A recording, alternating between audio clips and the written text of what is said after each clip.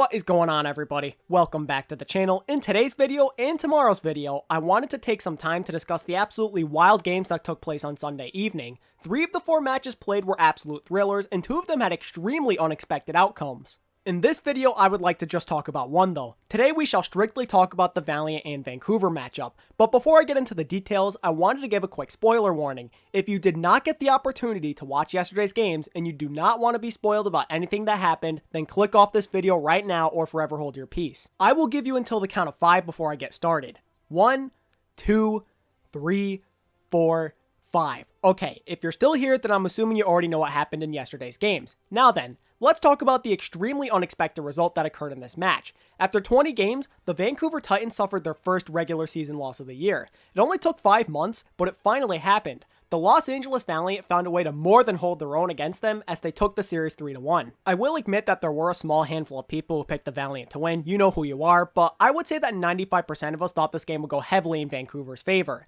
Even though it happened last night, the sheer fact that the Valiant of all teams beat the Titans has left me baffled. Let's take a few moments to observe what happened during the set to get a better idea of how the Valiant were able to put an end to the longest winning streak in Overwatch League history. Okay, so coming into Oasis, the Valiant showed a bunch of triple DPS. They ran Pharah, Sombra, Doomfist, Widowmaker, and Soldier 76, with Mercy, Ana, and Wrecking Ball as their tanks and healers. That was the plan of attack, and although the Valiant would lose the map, it was a pretty hard-fought game. This especially goes for Gardens, as Vancouver took it 100-99. There were definitely some things to note about Oasis. For one, Salmonsu opted to play no Zarya whatsoever. On City Center, he ran Soldier 76, and then he played Sombra on Gardens. Another thing I noticed though was how Kareev was playing on Ana. It might not have been super noticeable since his team failed to win the map, but Kareev seemed to be picking up exactly where he left off against the Shanghai Dragons. His Ana once again looked phenomenal as he landed multiple sleep darts onto his enemies. Although the Valiant would lose the map, it seemed like it was more than possible for them to at least make this set competitive, so long as Kareev kept up these ridiculous Ana performances. The final thing to take away from this map was the absence of space yet again.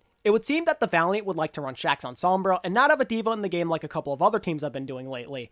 With Shaxx in the whole game once again, and the Valiant winning against 2 powerful opponents back-to-back, I think it's safe to say that Space will be on the bench for a little bit. But anyway, coming into map 2, which is Paris, the Valiant once again decided to play DPS coming into their defense and on their offense as well, but this time Fact Fiction would be on Orisa. And although the Titans would eventually capture point A, they definitely had a tough time cracking their opponent's defense as they took the point in overtime. Objective B also proved to be a challenge, as Shaxx found massive value off his EMPs. The Titans could only muster up 57% capture progress before eventually getting held. It is worth noting that the Titans played normal goats while the Valiant stuck with Sombra goats at this part of the game.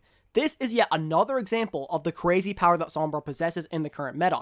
Even the Titans were having a hard time dealing with her. Now it was the Valiant's turn to attack, and the only way to describe their run at Objective A is peculiar. Even after losing Agilities, Custa, and Kareev, the rest of the team found a way to keep them in the fight.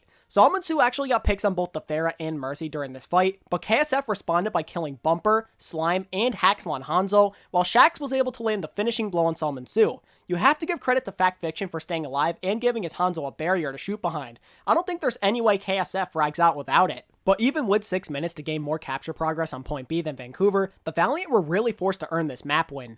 Through some grit, determination, a solid EMP, and Kareev popping off on Zenyatta, the Valiant found a way to win the map, making it a tie heading into halftime. Map number 3 in this series would be Eichenwald, and it was surprisingly one-sided. The Valiant actually rolled the Titans on their attack. The payload was almost in motion the entire time because they won nearly every single fight. Sombragos really seemed to give Vancouver some issues on this map. The Valiant actually had such a good attack that they set the second fastest attack ever on Eichenwald. Yes, you heard me right. A team set a record for map completion against the almighty Vancouver Titans. Vancouver had a decent attack of the run at the start as well, but then that kind of ended around point B. They started to fizzle out around this time, and although they nearly got through point C, they just couldn't push the payload all the way through. Shout out to the Valiant for standing tall in their defense. Kareev and Shaxx once again made multiple heroic plays, but Fact Fiction also had a strong showing here. I absolutely love what the Valiant did on the final team fight of the game, by the way. They never even gave Vancouver a chance to recontest the payload since they got super aggro and greeted their opponents on the bridge out of spawn with EMP, Rally, and Nano Boost. Oh, and by the way, KSF was also unbelievable on this map. He completely outplayed Jono in the Zarya battle. Look at the stat comparison if you don't believe me. Jono was outdamaged by over 6,000. KSF's average energy and eliminations on this map were also far better. Now the Valiant were on match point, and luckily for them, the next map was Dorado. I know it may seem a little crazy to say luckily since Vancouver was undefeated here at the time, but if anyone saw the Valiant play on this map last year, then you'll know exactly what I'm talking about when I say that this team has historically been really strong on this map in the clutch. This is the place where they full held the Gladiators and NYXL during the Stage 4 playoffs last year. They also defeated the Dragons here earlier in the week. As a fan of the Valiant, this is when I finally had some hope that they could actually win. I still thought the odds were stacked against them, but with a 2-1 lead heading into Dorado, I knew that a good opportunity had presented itself. It was time to see if the Valiant could get back to that clutch form we saw from them during Stage 4 last year, or if their Season 2 struggles would end up continuing. Well, we all know what happened. The Valiant once again got a big-time victory on Dorado, allowing them to take the series and snap Vancouver's 19-game regular season game winning streak. Strangely enough, we saw a lot more of what we did on Eichenwald. The Valiant had a strong push that led to them completing the map with nearly 2 minutes left in their time bank, and while they couldn't full hold Vancouver, they did a fantastic job of holding them off at point B. The Titans actually started off alright using DPS and Winston, but things seemed to stall big time once they got through checkpoint number 1. Their momentum came to a screaming halt due to the heroics of Kariv and excellent ultimate economy management. It took the Titans about 2 minutes to finally get the payload moving again, but even so, they couldn't string together a needed second one team fight in a row as the Valiant stayed strong. Even when the Titans were somehow turning around the fight with about a minute remaining, Kariv, Shax, and KSF once again came in clutch to keep the tide of battle in the Valiant's favor. Now, it would all come down to one final team fight. It was do or die for the Titans. If they could farm an EMP quick enough, then they could win the fight. Unfortunately for Vancouver, Salmansu just couldn't get it quick enough. By the time he used EMP, it was already too late. Fact Fiction had already landed a huge Earth Shatter, and Kariv came in clutch yet again by connecting an anti-nade onto both Haxel and Slime. With 2 of their 3 supports taken out of the picture, the Vancouver Titans would crumble as the Valiant would go on to win the set and pull off a massive upset. As a fan of the Los Angeles Valiant, words cannot even begin to describe how I was feeling. I've been following this team since day one, but no one has ever felt more meaningful for me than this one. I was so overwhelmed by emotions that I shed tears, and yes, I'm not even joking, I actually got that emotional. Good on the Valiant for getting 2 huge wins this week. I think it's safe to say that the decision to trade away Fate for the likes of Fact Fiction and Shax has been a huge success so far. I have to give credit where it's due to the entire team for stepping up and having an absurdly clutch game. They did a fantastic job of constantly putting pressure on Bumper and making the most out of their strong Sombra play.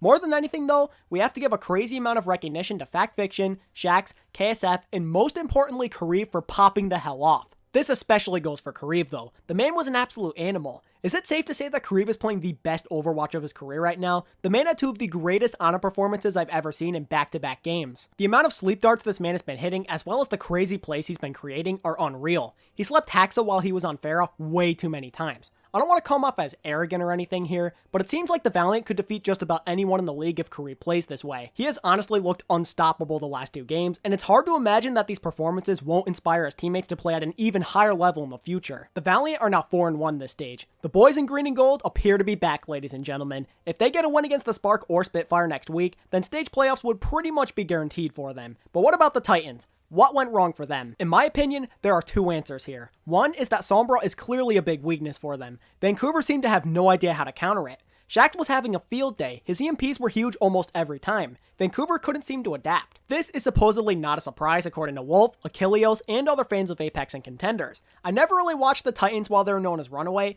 but it would seem that them struggling to deal with Sombra is nothing new. It always was their kryptonite back then, and the Overwatch League is proving to be no different. The other problem I noticed with Vancouver was that Salmansu was proving to be a weakness. It's kind of obvious that the only hero he's super effective on as of right now is Zarya. His Sombra was okay at times, but Shax outplayed him. There's no other way to describe it. This is a problem that the Vancouver Titans need to address if they continue to struggle in a Sombra-oriented meta.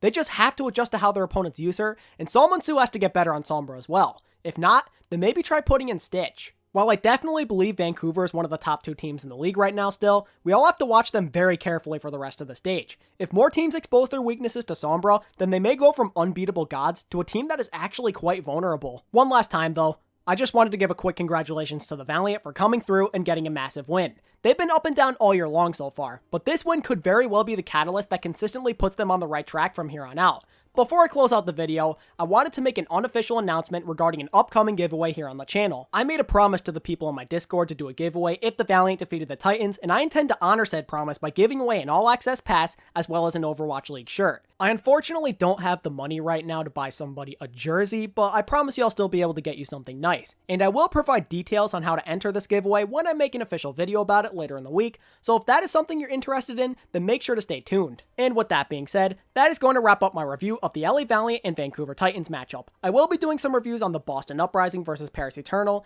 and the Florida Mayhem versus Houston Outlaws tomorrow. If you enjoyed this content, then be sure to like, comment, and subscribe. As always, thank you all so much for watching, and until next time, this is ATP, signing out. See ya!